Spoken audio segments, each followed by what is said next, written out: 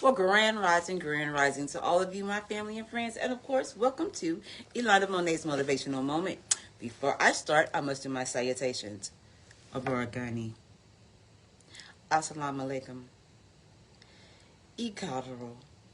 Now that I've done my salutations, let's get into the meat of the message for today.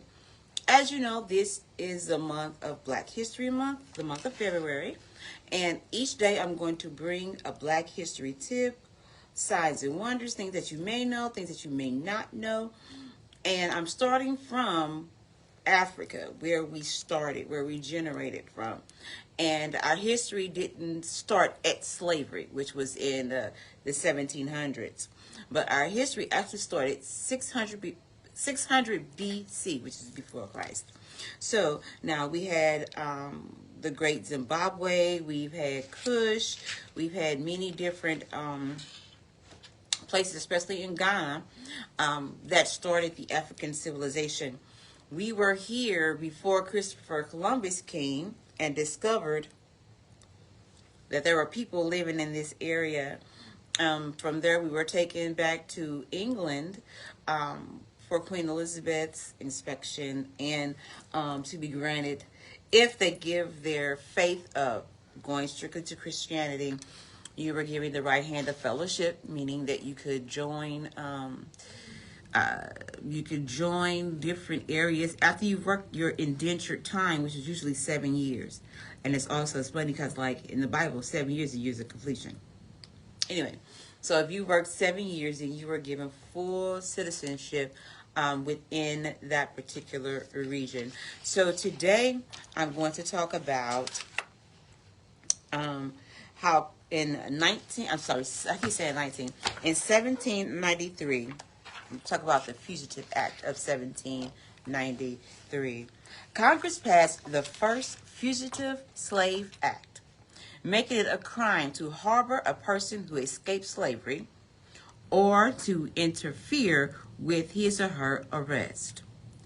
Eli Whitney invented the cotton gin, a machine that makes it easier to process cotton.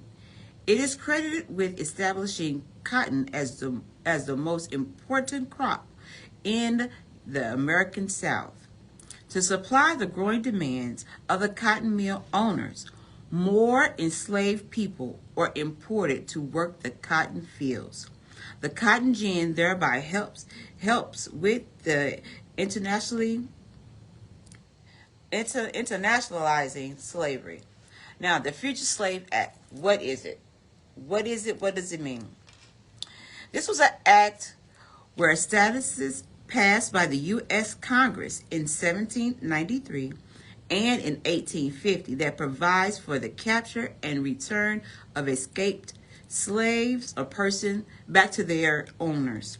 This law applies to all who have escaped slaves was captured in a free state or territory. So even if you've run to a free territory and you were first considered a slave, they had the right to capture you and send you back. Which brings me to another law of citizen's arrest, which makes people weaponize the police to keep us in line. Especially when you run into those Karens, I'm gonna call the police. And every black person knows that the ball could go either way when they call the police in, because they are going to listen to the other person first before they come to you. And that has been it, hands down, no matter what you do. Now, I live in Lord have mercy, I live in O'Fallon, Illinois, and I've seen this happen many times before, where the police will go to the black person after they've gotten a complaint from the white person. So it's not like that's not how it happened, or they've already have a preconceived idea of the incidents that happened, even if an African American was the first one that called the police. White people tend to weaponize the police against us, and it all started from this Fugitive Slave Act. They have a right to stop, ask questions, and demand your papers at any time. Okay? The second act was so harsh. I mean, it was really, really bad that became a major issue for the the tension between the North and the Southern states prior to the outbreak of the American Civil War. Now, most of you think that American Civil War has something to do with, I'm not sure. But the main thing was the North was telling the South that you can't have slaves. Now, the South was making all of their monies. All their riches were built on the blacks of African Americans. The cotton gin, the sugar cane, all that kind of thing was built off the enslaved work. That's how they were getting rich. The enslaved work, I mean, from the building of their plantations, the homes, everything that they had was built by African Americans. Okay, so their way of living was threatened when the North said, okay, no more slavery. We're not going to do this, and we're going to treat African Americans as equals. Down South, it was not going to happen that way. We're not going to change our way of living. We are not going to lose all this stuff that we have obtained off the backs of those workers, those enslaved people. We're not going to lose that, okay? Now, the 1793 law authorized a judge alone to decide the status of the alleged fugitive slave. The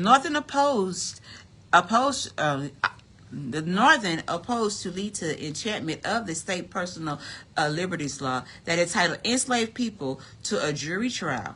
And it is early as 1810, individuals' dissatisfaction with this law of 1793, which had taken form of a systematic assistance rendering to black enslaved people escaping from the South to North England or to Canada via the Underground Railroad. The increased pressure for the South brought passages for the second statute in 1850, a part of the Compromise of 1850.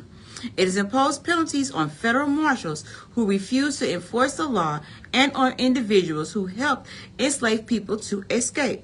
The enslaved people could not testify on their own behalf, nor were they permitted to be a part of a jury trial. The serenity of the 1850 Act led to increased interest in the abolition movement.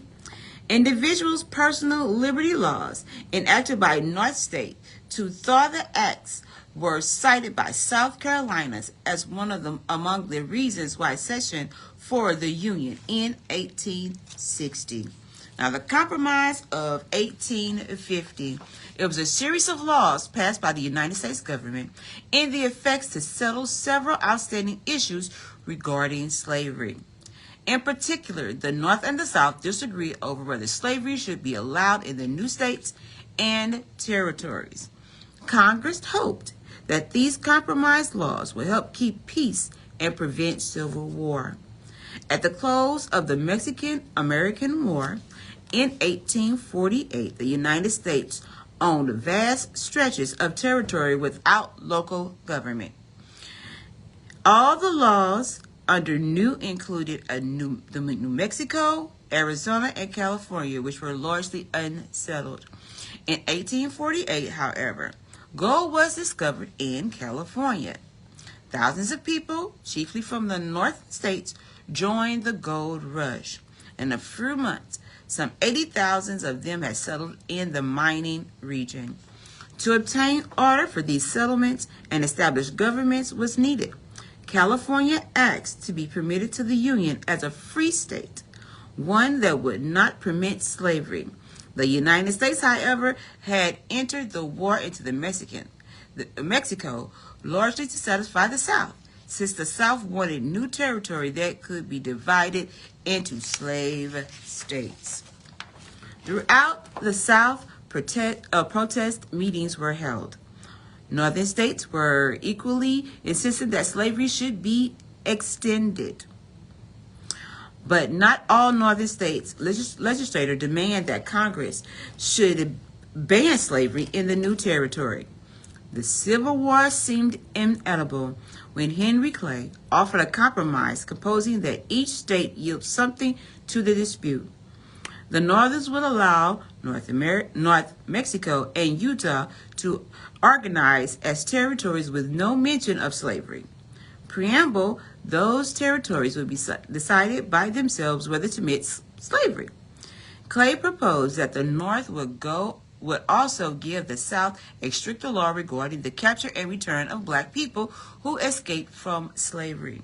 The South would accept California as a free state and allow the ban of the slave trade in the District of Columbia.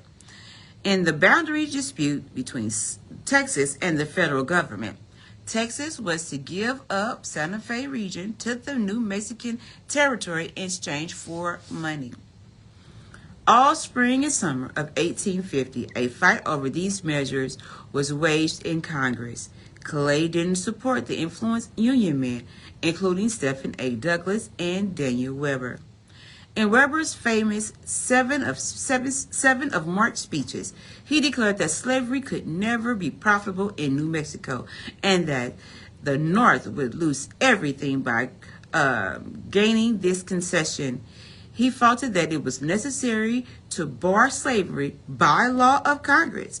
It was already excluded by the law of nature. After a fight of 8 months, Webber and Clay ensured the passage of laws that were known as the Compromise of 1850. This measure did not prove, as Webber had hoped, a finality which would give peace to the countries long disputed by the quarrel over slavery. It merely postponed the Civil War for 10 years.